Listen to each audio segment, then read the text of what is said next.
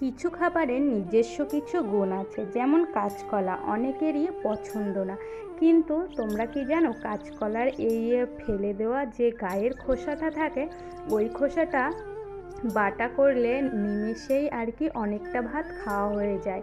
তো এই যে আজকে সকালবেলাতে মা করেছিল কাঁচকলার খোসা বাটা।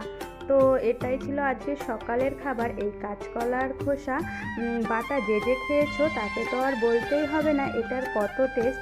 এর ভেতরে একটা মাছ আর ওই যে অল্প একটু সর্ষে আর হয়তো কিছু কাঁচা লঙ্কা দিয়ে এটাকে বাটতে হয়। তো এত ভালো খেতে হয় গরম ভাতের সঙ্গে যে এটাকে মাছ মাংসের স্বাদকেও আর কি হার মানায়।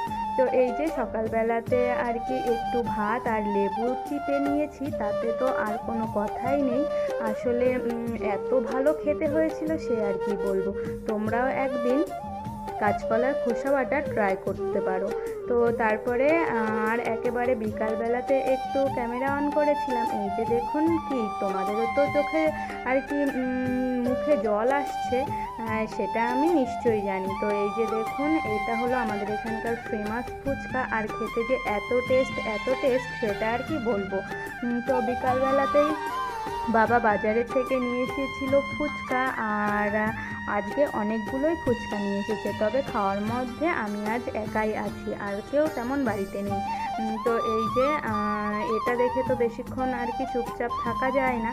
তো এই যে নিয়েই বসে বানাতে শুরু করেছি ফুচকা, আর এই ফুচকাটা ভীষণই টেস্টি হয়। তো এই যে টক জলের মধ্যে দিয়ে আর কি খাওয়াও শুরু করে দিলাম। তো এটা তো আর নতুন করে কিছু রিভিউ দেওয়ার নেই, এটা এতটাই টেস্টি। তো সব কিছু মিলিয়ে আজকের মিনি ব্লগটি এতটুকুই ছিল।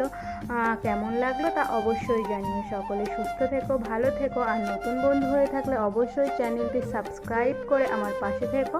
আবার একটি নতুন ব্লগের সঙ্গে দেখা হবে, ততক্ষণে আসি।